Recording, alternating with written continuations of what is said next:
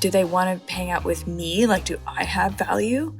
Or is it they want to go to Elvis's house? The thing that I really learned from this book, or became completely cognizant of, is the fact that she was so close to her dad. The loss of him kind of dictated her whole life, and not the Elvis part, like the loss of that bond. I always knew she was in grief. Could feel that from a very young age, that there was sadness there. We loved going to Graceland because my mom's version of Graceland that she still liked to create for us was this place where she felt wild and free. And addiction has had a huge part in both the loss of my brother and my mom.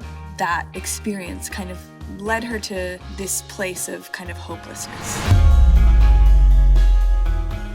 Riley, I'm so happy to kind of meet you over our laptops. I'm so happy to kind of meet you too. Thank you for having me. I've been wanting to get you on the podcast for so long. I just adored your performance in Daisy Jones. I thought you were mesmerising. Thank you. And you just, I was such a fan of the book. We've had Taylor on the podcast and I'm just in awe of her writing. I think she's incredible. But you guys brought so much magic to the screen. Did it feel like that on set when you were filming it, that you were doing something special? It was really fun. So I don't know what that means, but it was just like, especially the rehearsal time we had together. It was like, it felt like we weren't at work, and it felt kind of like we'd show up every day and, go to rehearsal and I guess like, yeah, it just had this feeling of like just going to hang out with friends, and I would constantly find myself like feeling like I wasn't doing enough work because it felt so fun, So yeah, it was really special, and a lot of the people who I got to work with, I had a really great time with, and I think that we got really lucky with our cast, in that like all of us were very like selfless and like giving actors to one another. And I think that that's pretty uncommon with so many people. There's bound to be one person who's a little bit, I don't know, like has a different process, but I would say for the most part, like we were all just nice people, and I think that goes a long way. Oh my God, it certainly does, especially when you're doing something new and something that everyone's going to watch. You want it to be enjoyable. Yeah, and I think in that way, like none of us had ever done anything like this, so we were all kind of having the same experience. Like I had never sang, Sam had never sang. A lot of the guys on the show like had played music, but not like in years. So it felt like this, like there was room to mess up and no pressure in a way, and that part was really fun. Oh, it's just so good. I might have to, I think over Christmas I'm just going to watch it all again. I've sort of You missed should. it. Watch it again. It's just so joyful. I loved it. And obviously you've been with Taylor recently because she's been interviewing you on your book tour dates, right? She did the LA live talk, which was so much fun. And she texted me before and she was like, I'm just going to try and keep it, light if possible, because a lot of the stuff in the book is heavier. And I really appreciated that because it gets really draining talking about,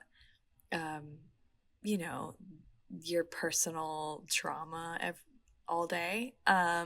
So I just thought that was like really thoughtful of her and it was really fun. Like we were able to have a really fun conversation. And actually Sam was there from Daisy Jones, and randomly he texted me and was like, can I come?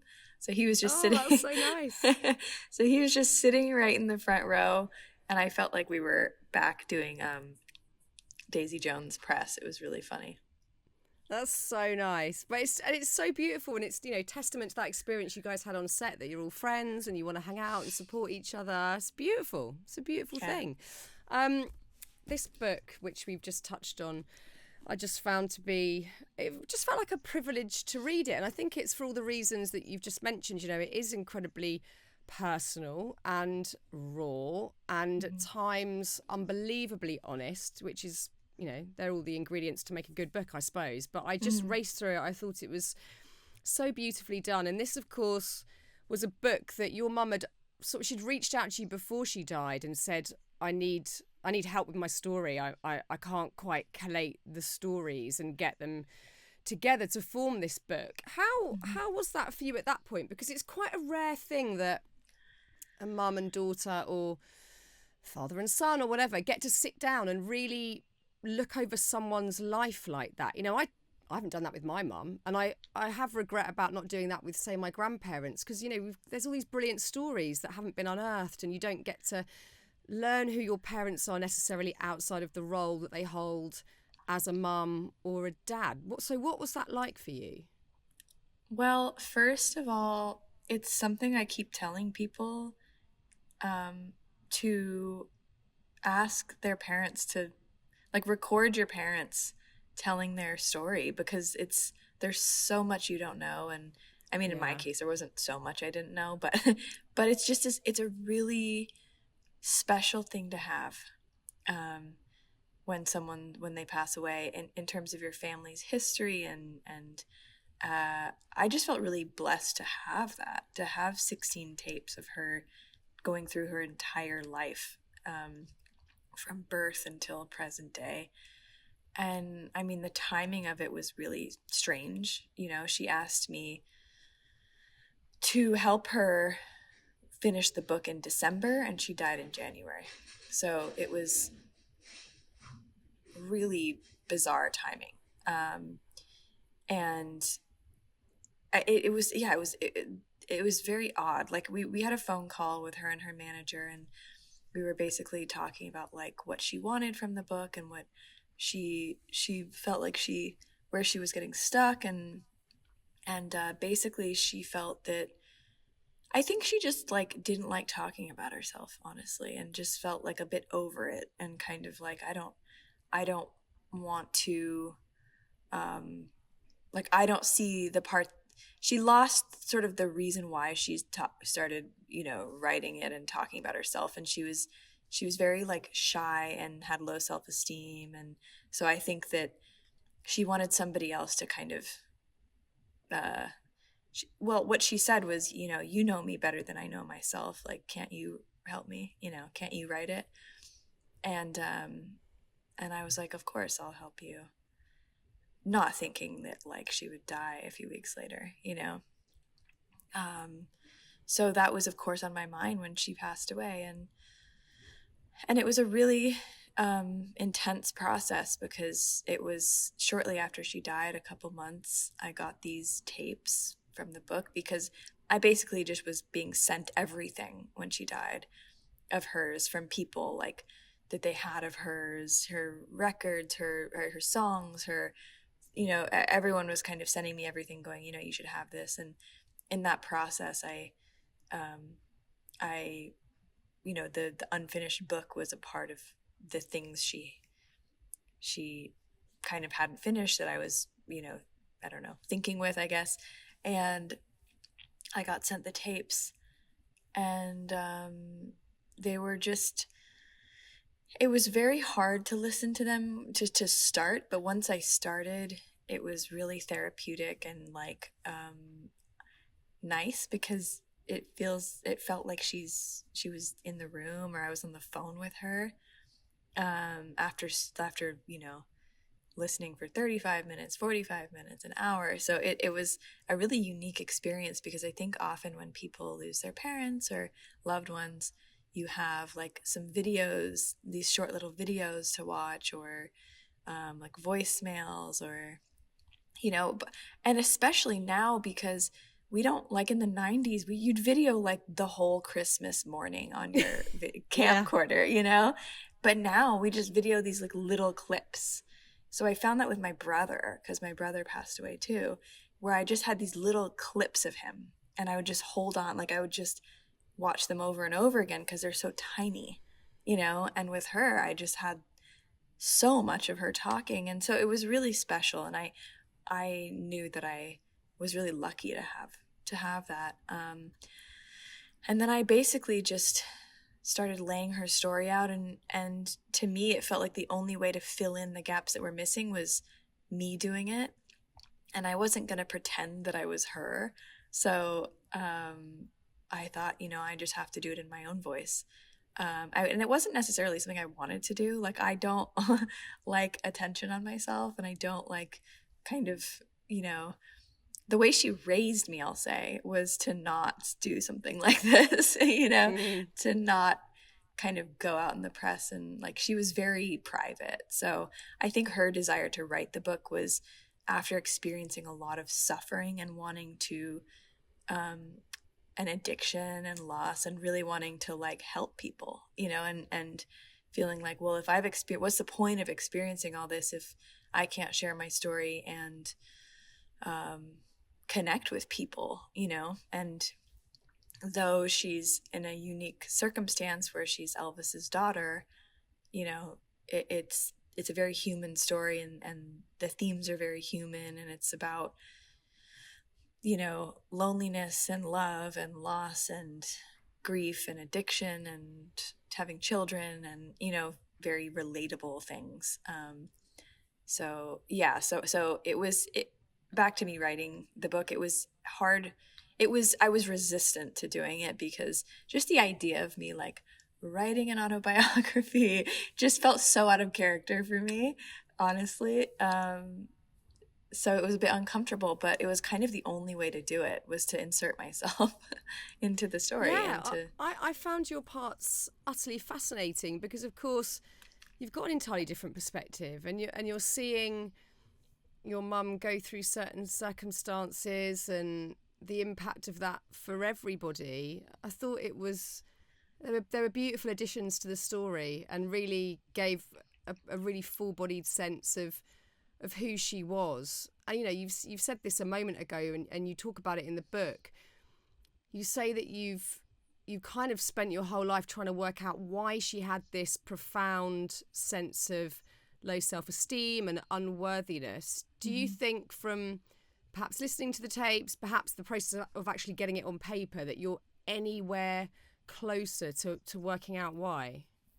I think there's a few more clues that I have. I think that from the minute she was born, people had agendas with her, in their friendships and relationships, which would kind of make someone go, do they want to hang out with me? Like, do I have value? Or is it they want to go to Elvis's house, And I can tell you from my own life experience that that's something I've experienced too. Like, I definitely as a child would have a lot of experiences where kids would kind of say, can we go to your house? Like, is your mom there? Is Michael Jackson there? Like, that was a lot of my childhood. So I can understand the feeling of like, is my friendship of any worth to you? Am I of any worth, or am I just this whatever kind of thing? So I think that had to do with it. And then along with the fact that she kind of was born into crazy amounts of fame and on the cover of newspapers since literally the day she was born. And the headlines were pretty, cruel a lot of her life, especially in her teen years and later in her life, in the 90s too, like 80s and 90s. It was pretty brutal the way that magazines would talk about women. And like, I remember as a child going to the grocery store and seeing these awful headlines like Lisa Marie, photos of her saying she was fat and saying, Lisa Marie's headed towards the grave, like these big headlines, like Lisa Marie's going to end up like her dad, overweight and losing her mind, like just on drugs, like when she wasn't on drugs at all, like just really awful things to look at yourself, to see every day. And when I say every day, I mean every day. Like that was the 90s and the early 2000s. Like it was every single day in the stores. It was right there. And so I think that would make you definitely insecure. And I think that she just didn't also have a lot of really close relationships in her life. She didn't have a lot of truly like deep friendships and relationships, to, you know, obviously it's ideal that we don't need that to feel our own self-worth, but I think that for her, like, I think there was almost like none of it, you know? So I think that she didn't really have anyone saying like, you're amazing, until she was older and, you know, with my dad and some relationships she had. But I don't think she had this. Yeah. So I don't know the one, I don't think there's one reason. I think it was just a lot of things that made her, you know, insecure. Yeah, I mean, it's an extraordinary life from day one. Yeah. There's not much normalcy there at all, and she's just having to cope and learn each day how to survive in that sort of environment. And I guess the thing that I really learned from this book, or became completely cognizant of, is the fact that she was so close to her dad. And I think, you know, you get an inkling of that just from knowing the story and the history of Elvis and the family dynamics. But it seemed like they had this inextricable bond, and that really, and I don't know what your thoughts are on this, that she never actually really got over his death. It was sort of with her every day. Definitely. His death, you know, when I look back, the loss of him kind of dictated her whole life, and not the Elvis part, like the loss of that bond, with her father. And she, I remember, like, I felt like I was born, like, I felt like since I always knew she was in grief, you know. I could feel that from a very young age, that there was sadness there. And it was her, in her eyes, the most like meaningful relationship other than her children that she had. And kind of this person who was there to guide her through this crazy life of hers, she felt, who left, and she felt very alone. So yes, I think they had an incredibly deep and meaningful bond, and I think that she was always looking for closeness to him throughout her life, and I don't think she really processed it either. You know, I think that she didn't talk about it as much as she probably should have. And I think that a reason for that was because she was always asked about it, and I think that always being asked about it in the press and people wanting to know kind of her response to that was a sort of like, I don't know, she would feel, I think she would feel irritated when people would ask her about it, because there was so much of it. But then she also didn't, because of that, she didn't really feel, you know, safe or comfortable talking about it. So I think it was like this thing she wanted to keep private to herself, but she kept it so private that she wasn't able to really process it, maybe. I guess when someone of that stature dies, it's almost like there's this public grief, which is a whole other very unusual flavour of grief, where it's not just about the people that are directly impacted, it's the fans, it's the people who have followed that individual for a long time, and their outpouring of grief can be very loud, actually. And I can't imagine how you would deal with that, you know, sort of rallying alongside your own experience of grief and that personal loss of, it's not Elvis, it's my dad, it's my guiding light, it's that person that's gone. And I'm imagining that was just utterly confusing. And, you know, and she was a child, she was a tiny kid. It's so much to deal with. In the book, you both talk quite frequently about Graceland, and that being a place where your mum really did get some comfort of being in the surroundings that were sort of left as they had been after Elvis died, and her crawling into his bed and feeling that sort of sense of closeness to him. Obviously, you didn't get to meet your maternal grandfather, but he's very much a part of your story and your blood and your lineage. What was that like for you as a kid, going to Graceland and sort of, I guess, maybe being even more acutely aware of that grief, but also having that sense of closeness to who he was? We loved going to Graceland because my mom's version of Graceland that she still liked to create for us was this place where she felt wild and free and connected to, she actually felt very connected to her father there, and it wasn't a place of sadness at all for her. She would always visit his grave, but mostly it was a place where she felt close to her dad, and like, you know, like you would feel walking into your childhood home.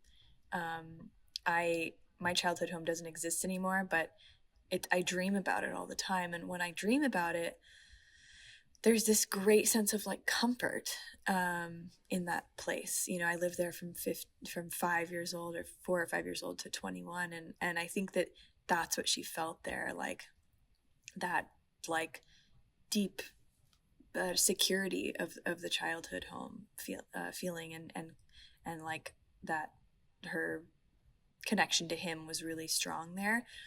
And then she would also like go there and get on the golf carts and, you know, this is until she died, literally, like run wild and free on the lawn, and connect to that part of herself, the younger part of herself. And I think she really felt like whole there. So we had a really good time there because it was always fun. Like our experience was going to Graceland, and, you know, we wouldn't really go in the house when the tours were going on, but we would go after and have dinner and see our family there. And, you know, we could feel her joy there and how much fun she would have. And when we were younger, it was like riding around on the golf carts and eating banana pudding. And then as we got older, it was like having a drink in the living room and dancing, and, you know, so it was always a place of joy, you know, for all of us until my brother passed away. And then he was buried there. And then I think all of our relationships changed with the property, because it just became a place of grief, you know? Yeah, I mean, that's a hard, very jarring turn to have to take from it being somewhere that, you know, is joy-filled and there's wild abandon to, God, this is now actually a tangible place of grief. That's, yeah. How do you navigate that? That's full on.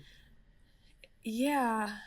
To be honest, when my brother was buried there, it was really hard for me to go there. My mom would go all the time because she felt a sense of closeness when she would sit in the meditation garden, probably because she was used to it with her dad her whole life, you know? And I think I didn't realize until my brother was buried there and she was buried there, like how polarizing that experience would have been every time she went. Like, because I'd never really experienced grief.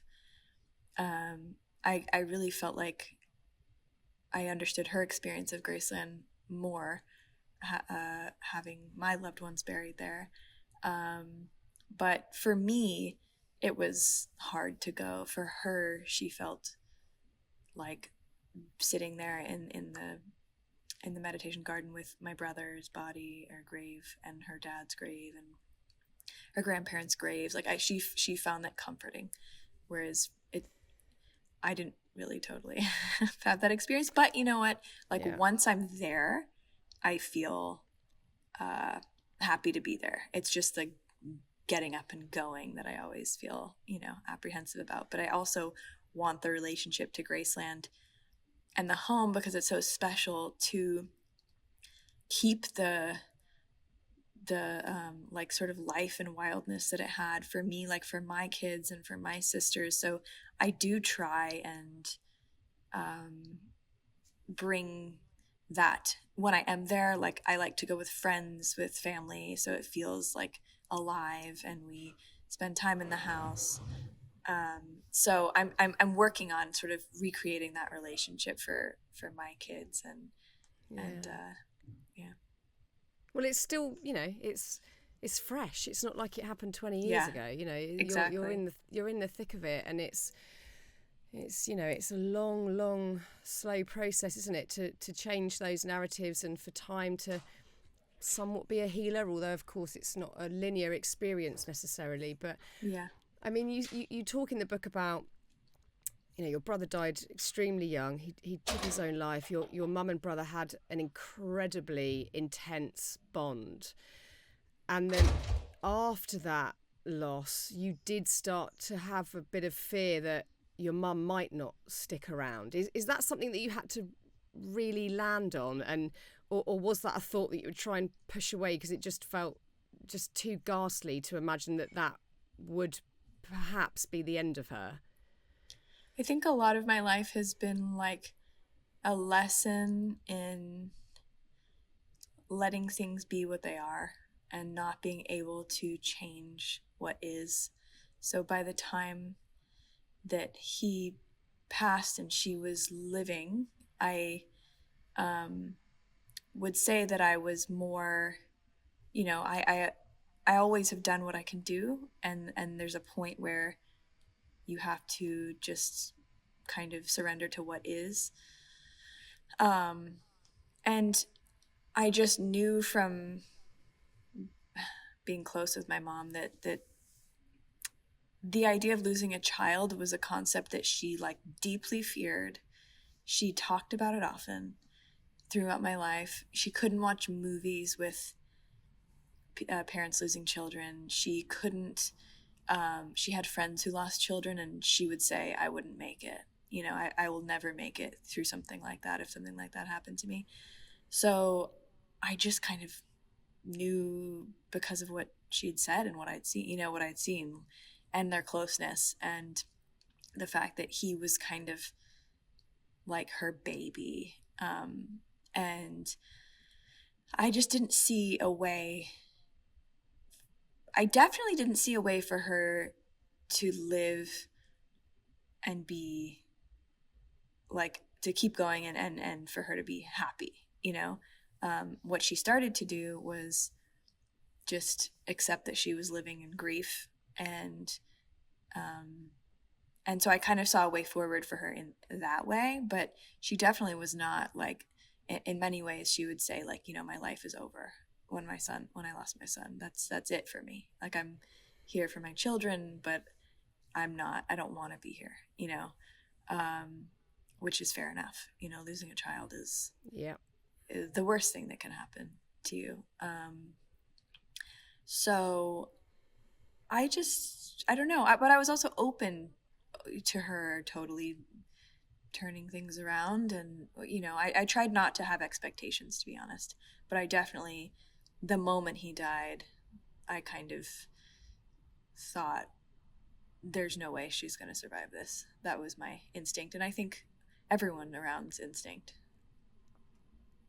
Yeah, it's too big. It's too big. Yeah. And yeah, I mean, it's just incredibly sad. Do you know what I found so extraordinary reading the book was how, you know, and I've obviously never met you, but I know enough about you from researching you and from reading your own thoughts in this book that you seem like an incredibly sturdy and responsible person who at times has had to hold together a lot of pieces of the family, or the dynamic, or the emotions, or the grief, or whatever.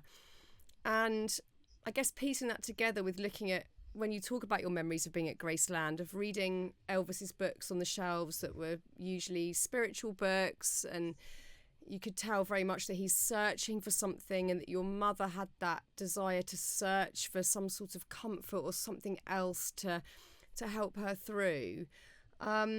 And I wonder how you feel sort of looking back on that lineage. And, you know, we can all do it. I've got a series on my mother's side of pretty poor mental health, and you can kind of look back and see how this filters through the family. But there can be, of course, family members in the lineage that break the chain, that do things differently for whatever reason. And I wonder if you feel like that, if you have broken the chain, and if that's been something that you've had to give thought to, or you're not an addict, you're not in that headspace where that's going to be a path for you.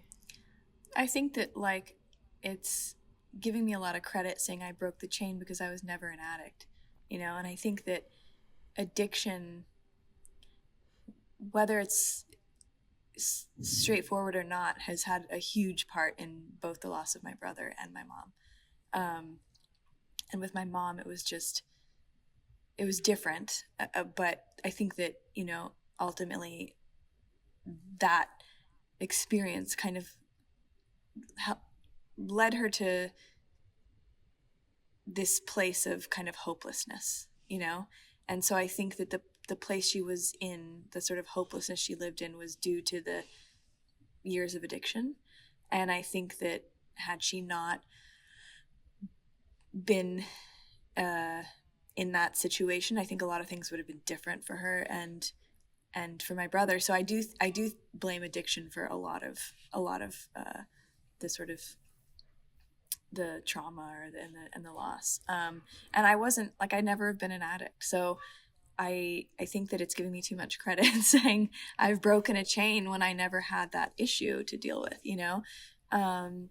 I hope my children don't have addiction issues, but I don't know how it works. I don't know, like, there's so many theories about why, people have addiction issues or mental health issues. And I think that for me, like, something that,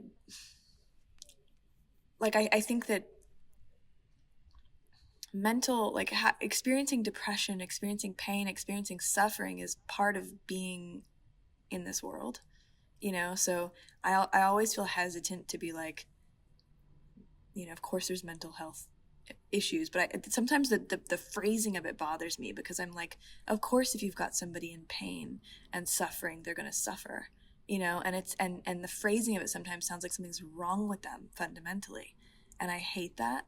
I think that people experience trauma and generational trauma and pain, and it's hard to live in this world. It's a really complicated world, and people are so sensitive, and so I think that it's much more complicated than we understand, and so it's hard for me to really speak to generational trauma. With that said, there's definitely generational trauma in my family, and my mother's father came from addiction and poverty, and I think those things are in your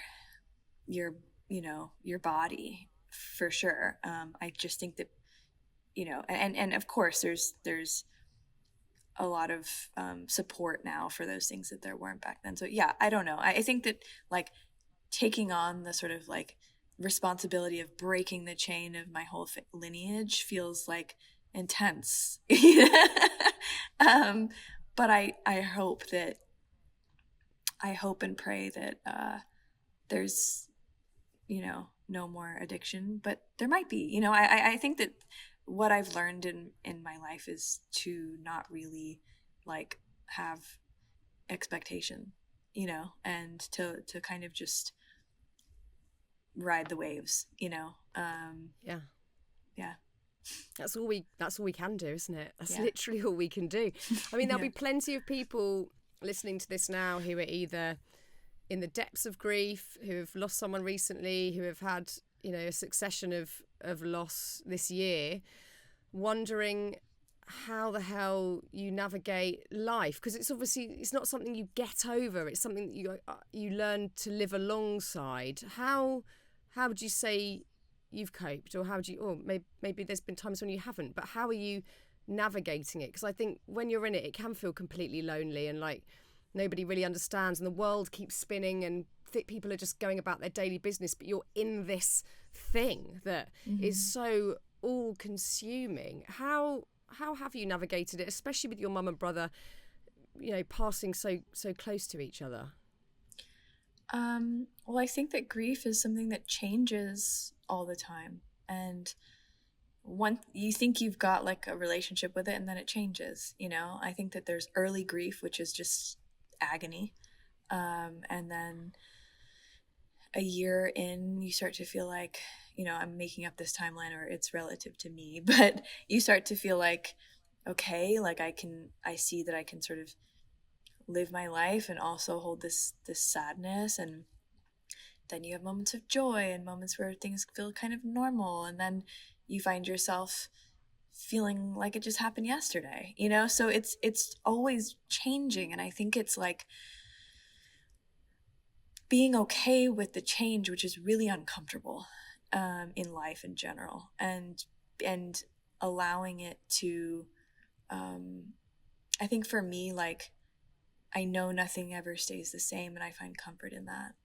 I think that can sound uncontrollable for some people, but I think that the idea that emotions change, everything changes, is like comforting to me, that this, if this is a hard moment, it will pass, and there will be great moments will also pass, and then there will be hard moments. So I think I just, again, try and just ride the wave. But one thing I definitely do is I feel it. I don't run away from it. I don't like sit in like agony, and like if there's a way to feel relief, I feel relief, but I definitely won't, like if I have a moment where I feel emotional, I'll let myself cry or feel my feelings. I think feeling your feelings is probably the right thing to do. I think, without a doubt. Oh my God, I think in every single circumstance, and we're not we're not used to doing it, and we're certainly not taught to do that. If anything, I think a common way to get brought up by any parent is that when a kid's crying, or a toddler, that the parent's going, oh no, don't, like, shush, don't do the cry. crying bit. And I know we're sort of conditioned that we should, and then obviously just through social conditioning, that you're not either laughing hysterically or weeping in the supermarket or on the bus or whatever, that you have to keep it all in. And actually, I think it's that's so damaging. I guess that's what I was getting at when I was saying that mental illness, sometimes the broad term bugs me when people are talking about depression or anxiety, or these feelings that are valid, like, we're not meant to just be happy 24/7. Like, that's not the world we live in. So I think that's kind of what I'm getting at, is that, like, there's so much conditioning to not cry, to not feel angry, to not feel bad, negative, any emotions at all. And I think that pushing through that in grief has probably been the most beneficial to me. And I think that's just because when I do, like, try and push through or bottle it up, it results in like crazy anxiety or something else. Like, it'll find another way to manifest, so I think that I think it's like not judging your emotions, your human emotions. Of course, if they're so severe, then you need to get help. But I think that, like, the way we're so hard on ourselves for having a moment of depression, having a few weeks of being anxious, having a panic attack, like, how could we not, when we live in this wild place and we're having this crazy experience? So I try and give myself grace for my feelings, because by no means am I this like perfectly level-headed individual. Like, I'm a human and I feel a lot, Yeah. Do you know what? I think there's such a link, and I've really experienced this one this year specifically, the link between suppressing anger and anxiety. And I had no clue about this before. And I saw this brilliant, I've been seeing this brilliant therapist this year, and I was having all sorts of crazy anxiety and panic attacks for years and years and years. And she was like, I think if you really, really got in touch with what you're angry about and you really felt it, then you would not have this anxiety. And I was like, what a load of shit, but I'm sure. And then this year have worked really specifically on that. I haven't had a panic attack in probably nearly a year, like not one, because I'm just feeling that. And I think especially for women, like, feeling anger is such a no-no for some reason. For women, I don't know, and you're British, like, you're totally... And I'm British, I'm fucked. No, I think that's... I actually saw, like, Gabor Mate say something about that, like how women... and it makes total sense to me. I think that there's a lot of anger and rage, even with your parents, with your school teacher, like with whoever, your partners, and females are not really conditioned to feel those things. Even in my household, like, if I was to yell at my mom as a kid, and this is also just a generational thing, she was an amazing mother, she would have been like, don't you dare talk to me like that, Oh yeah. Whereas now it's like, let them be angry, let them feel, but that was parenting, and I think that so definitely there's a lot of, I think, repressed. I've also felt that, like, repressed anger leading to anxiety for sure, or repressed sadness, repressed anger. Yeah. Yeah. Repressed anything. We just got to let it out. I think Exactly. it's so, and giving yourself the time and space and just to let yourself feel a bit shit or whatever it is. Yeah. It's underestimated how powerful that can be. And I think it's really beautiful advice for people that are in it now to not try and rush the process or get to the other side. It's like you have to be in it, whatever it is, if it's loss or anger or whatever, just to be in it rather than to bypass it, because you kind of can't. If anything, you you're can't. probably delaying the whole thing. You're probably For delaying sure. the whole thing. And I think that's really the thing, is like your suppressing of emotions, like it's going to come at some point. So it's, I think, a little bit of the only way out is through, in a sense. Yeah, without a doubt. The other thing I've found really beautiful in the book is your mum and dad's relationship, because, you know, after they broke up and your mum got remarried and had different partners, your dad was always about, and it was just a really lovely sort of beautiful partnership that they seemed to keep throughout your mum's entire life. What was that for you as a child? What was that like? Or as just a young person growing up, knowing that, you know, they weren't together, but they actually had a really incredible partnership going on? As a child, my perception of my parents for a long time, like into my late teens, early 20s, was that I had the most amazing, wildly colorful, sort of eccentric, incredible, like, parents. Like, they were. I don't want to say that changed, but I think things got a little more like intense in my 20s. And so I just felt lucky. Like, I always felt lucky. I remember as a child feeling so lucky that my dad was my dad and my mom was my mom, like, and my life was my life. Like, I really felt grateful. I remember moments of being in the bathroom and going, God, I'm so lucky. Like, what did I do to be this lucky? And I don't know why I felt so lucky. I think I just felt like real love and unconditional love. And I just loved them so much. And I think that that's surprisingly unique in a family. So maybe I just knew that, I guess, as a child. But I felt lucky for their relationship. He was always around. You know, I said in the book, but I didn't even know that the Michael Jackson situation had upset my dad until I could see he was, you know, he came back from this one trip and I heard a phone call. But they were so, they really prioritized, which it was not like a big thing in the 90s, you know, like conscious uncoupling or whatever. Yeah. Like they were doing that, like, probably before anybody. They beat Gwyneth and Chris. They beat them. And so I just felt like I knew I had a unique situation, because I also had friends who didn't have that, you know, dynamic with divorced parents. And when I would tell people, like, my dad lives with us, often people would kind of go, what? You know, I'd be like, oh yeah, my dad lives in the guest house and my stepdad lives in the house and they're all going on tour together. And I think it's great. And but I was aware of it. You know, I think that something I've felt really lucky for in my life is I'm always aware of the good moments, and like I've never found myself looking back going, God, I wish I appreciated that more, you know, because I always felt really grateful. How beautiful. I love that so much. And it's also intriguing in the book, you know, your mum's incredibly honest about her relationship with Michael Jackson, and they seemed to really connect on a level that, you know, it's sort of unbelievable how there was maybe a mirror held up to each other and they just connected in that way. What do you think it was? What were they giving each other in that moment? Because it was very quick, it was very intense, they were completely in love with each other. What was that dynamic about?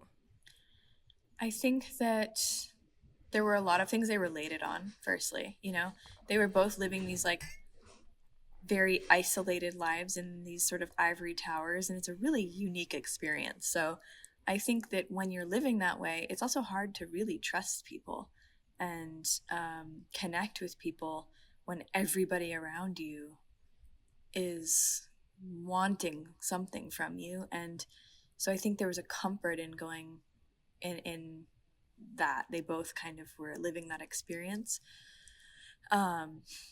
They both knew what it was like to leave the house and have this sort of circus that would follow them. Like, it was a very similar lived experience. So I think that there was that. And then there was also just like a human connection. She just fell in love with him. My mom was somebody who could not live her life inauthentically, like in any moment of her life, to a point where it would make people extremely uncomfortable. If she didn't like something, she wouldn't go.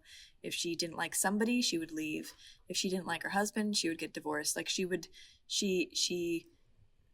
think that I understand as an adult that there was like question around like whether or not that it was like a PR thing. And, that's just like, there's no, anyone who knows my mom knows that she'd be completely incapable of that. So she fell in love with him. It was pretty straightforward, I think that I'm so inspired by everything you've just. I want to basically be everything you've just said. Like, I want to like not waste time. Like, life is short. I don't want to waste time doing shit I don't want to do and hang out with people I don't want to hang out with. Like, how do you get there? How do you do that?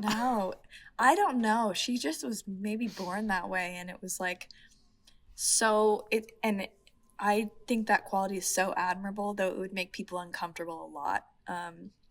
She just never lived a moment in any sort of lie or micro lie or how are you? Good. She wouldn't say good if she wasn't good, And so like, I think there's something to be learned there in that sort of level of like living authentically, for sure, and honestly. Yeah, I think we're all so nervous to make people feel uncomfortable, or for people not like us. We don't like that feeling, and I'm always so sort of magnetized towards people that do not care. They don't care. They're just themselves. I find it's the most tantalizing quality. It is, and I think she it's funny because she was insecure. And she wanted friends, and she wanted to fall in love and to be loved, but she also did not care if people didn't like her. And I think that was really liberating to live that way. Yeah, without a doubt. And I think, everything in the book, every story, every gap that you filled in just is so demonstrative of how wonderfully complex she was, like we all are, that you can be both. You can be vulnerable and insecure, but very, very certain as to who you are and how you want to live in certain ways. And it's I just loved it. I loved reading the book so much, and I can't even imagine how tough it was at times. And like you said at the start of this, even doing these chats is fucking draining, and you have to go over stuff that's really painful. So I'm deeply appreciative of your time today, and it's just been so lovely to talk to you. Thank you so much, Riley. Thank you so much for having me. It's been wonderful, and I hope you have a good evening, day. Yeah, I'm hurtling towards that. Oh, it's like lunchtime. Lunchtime. Have a good lunch.